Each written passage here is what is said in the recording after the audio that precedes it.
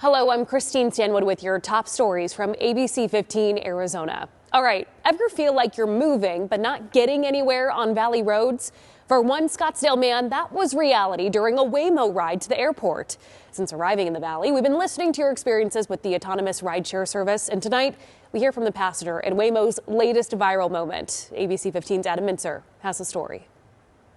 Yeah, I got a flight to catch. Why is this thing going in a circle? I'm getting dizzy. Stuck in a loop. Look at what it's doing. On Monday, Waymo passenger Mike Johns took an unexpected detour to the airport when his autonomous car kept driving around a small traffic circle in a North Scottsdale parking lot. It literally was just going in a loop. John suspects the area's layout led to the car getting confused. He says after several minutes of circling and about 8 laps, a voice came over the speakers. If you have your app pulled up, I need you to tap my trip in the lower left corner of your app.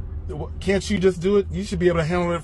Take over the car. You don't need my phone. A tech worker himself, John says he supports the development and deployment of autonomous vehicles. But when he was late for his flight and didn't know how to manually open the locked doors, he felt powerless. If we got to the 10th loop, do I need to jump into the driver's seat? What happens there? What happens next? Because the car is still in control. I could bench press 300 plus, but am I able to control this? Is somebody playing a joke on me? This was John's second Waymo ride, and he left feeling like a guinea pig rather than a guest. It's like people are the experiment. We reached out to Waymo for comment Saturday. They haven't responded. On its website, the company says it's on a mission to be the world's most trusted driver. And in its first 25 million miles on the road, Waymo claims their cars had 81% fewer airbag deployments and 57 fewer police-reported incidents compared to human drivers. While Waymo says its phone-a-friend style customer service system can remotely check the car's sensors and cameras to assist passengers, Johns was surprised customer service couldn't do more. Well, can you stop this car?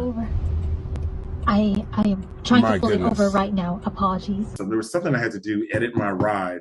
That's it. Edit my ride. Then all of a sudden it went from loop to then finally figuring out how to get out the parking lot. Thanks to a flight delay, Johns made it back to LA on time, and he says he plans to use other rideshare services in the near future. In Phoenix, I feel like I'm in the movies. Adam Mintzer, ABC15, Arizona. And at last check, John says he has yet to hear from Waymo about the incident. And as more cars with empty driver seats are hitting our streets, there are growing safety questions about how humans and robots are sharing the road. Our ABC15 investigators have been following this trend closely. You can check out that reporting right now at the homepage of ABC15.com. ABC15 is in the community today, and we are highlighting those across the valley who helped donate blood during Arizona's largest blood drive with Vitalant. Christmas Eve through New Year's Day is when they hit their lowest blood donation levels, even as more are expected to be needed in January than any other month in the year. Vitalant hoped to bring in almost 600 blood donors during today's event. Tragedy strikes without a moment's notice. If you wait until someone you know is in a hospital bed, you've waited too long, because it takes 24 to 48 hours to test and process blood before it can even go to a hospital. So we just want to make sure that blood is always ready on the shelves when someone needs a transfusion to live.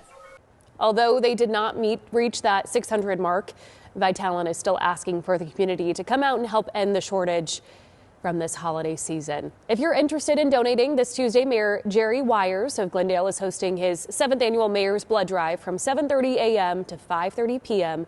at the Glendale Civic Center.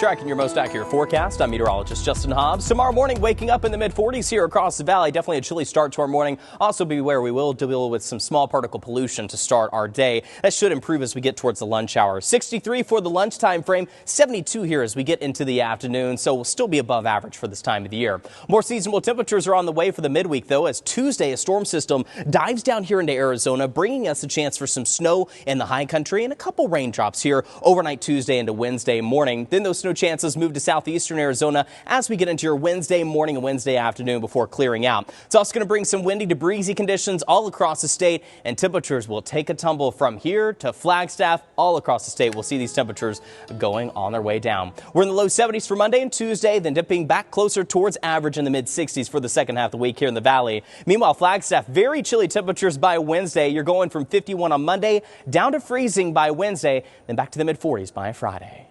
For the latest headlines, weather, and traffic, head to abc15.com or download the free ABC15 mobile app.